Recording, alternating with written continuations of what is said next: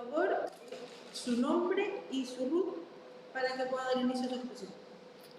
Bueno, muy buenos días. Mi nombre es Rodrigo Bulnes Ríos, cédula de identidad 15.936.783-5.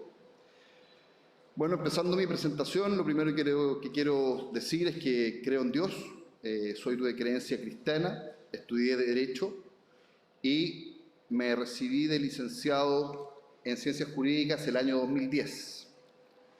Amo a Chile y a su gente, y no estoy en este lugar exponiendo si no fuese solo por esta razón. La política, si bien tiene un gran fin, que es el aplicar el arte de gobernar, hoy veo que está siendo usada más bien para beneficios personales de los políticos, de distinta índole, de izquierda y derechas, transformándose lamentablemente más al arte de robar que de gobernar. Mi exposición la dirigiré hacia el tema que he estudiado, trabajado y por ende conozco más, como es el derecho de aguas, sin perjuicio de que lo que se exponga en esta temática tiene vínculo con otras materias también. Vengo de un grupo social donde el capital es lo más importante, de una tradición católica, apostólica, romana. Sin embargo, venir de ahí, hoy me encuentro con diferencias en estas creencias, por mi conversión al cristianismo y por creer que si bien el capital es importante, es un medio pero no un fin en sí mismo. Creo en la libertad del ser humano en todo ámbito, si no se transgrede la libertad del otro ser humano. Libertad de elegir, libertad de emprender, libertad de creencias, libertad de educar. Creo que el Estado está al servicio de la persona humana y no al revés. Creo que se debe reconocer al feto como vida. Creo en un Estado pequeño y eficiente que regule y fiscalice, promoviendo el crecimiento y emprendimiento en una sociedad sana, donde la generosidad y el respeto irrestricto al proyecto del otro sean un valor. Creo en la propiedad en su extensión y creo que se debe proteger como un derecho inalienable si es que ha sido obtenida de manera legítima. Por tanto, nadie, y menos el Estado, nos puede privar de ella. Con respecto al tema del agua, creo que el agua es un bien nacional de uso público, que quienes hagan un uso efectivo y eficiente del recurso hídrico, y esto en beneficio del país, no se les debería menoscaducar y quitar su derecho de aprovechamiento. Además, señalar que muchas veces son o lo único que tienen o su única fuente de ingreso. Creo que al decir que el Estado está al servicio de la persona humana, se subentienden muchos derechos que no necesariamente tienen que estar plasmados en una Constitución. Por ejemplo, el asegurar el consumo humano del agua potable a la población, por ejemplo, la vivienda, salud gratis, educación gratis, y así podríamos seguir sumando derechos. Creo que si el Estado está al servicio de la persona humana, el Estado tiene el deber de promover todas estas cosas. Sin embargo, para esto se requieren recursos, y para esto estos recursos salen siempre de los privados, no sale del Estado, porque el Estado ha demostrado no ser un gran empresario. Hay pocas empresas estatales y las empresas estatales que hay no son un gran ejemplo para el desarrollo de eso. Como dije anteriormente, crea un Estado regulador y fiscalizador. El papel aguanta mucho. El tema es que se cumpla lo que se estableció en el papel. Y el Estado, para cumplir, necesariamente tiene que privar a las personas naturales y jurídicas formadas por personas naturales, de su patrimonio, de su capital, estableciendo a veces impuestos altos, muy altos, y otras veces totalmente desproporcionados a la realidad. Por ejemplo, una empresa hoy día paga 27% de impuestos, o sea, está trabajando de los 12 meses al año, está trabajando 3 meses para el Estado.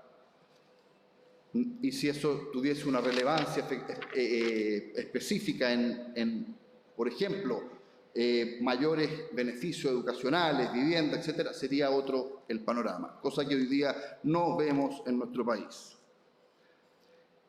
Es importante que nosotros sepamos en qué se está invirtiendo el dinero, es importante. Bueno, ahora entrando ya, me quedan 5 minutos y voy a entrar al tema del agua. Yo, como dije al principio, me dedico a los derechos de agua, soy abogado en esto y el año pasado se publicó la ley 21.435. En abril del año pasado, un proyecto de ley bastante mediocre, ya que estableció plazos y procedimientos ajenos totalmente a la realidad chilena, ajenos totalmente a lo que pueden optar las personas, especialmente aquellas personas que viven en zonas rurales y en zonas cordilleranas rurales. Esta ley le estableció a estas personas un plazo de 1 año y medio para ordenar sus derechos de aprovechamiento de agua, so pena de quitarles sus derechos, y como dije anteriormente, son o lo único que tienen o su única fuente de ingreso.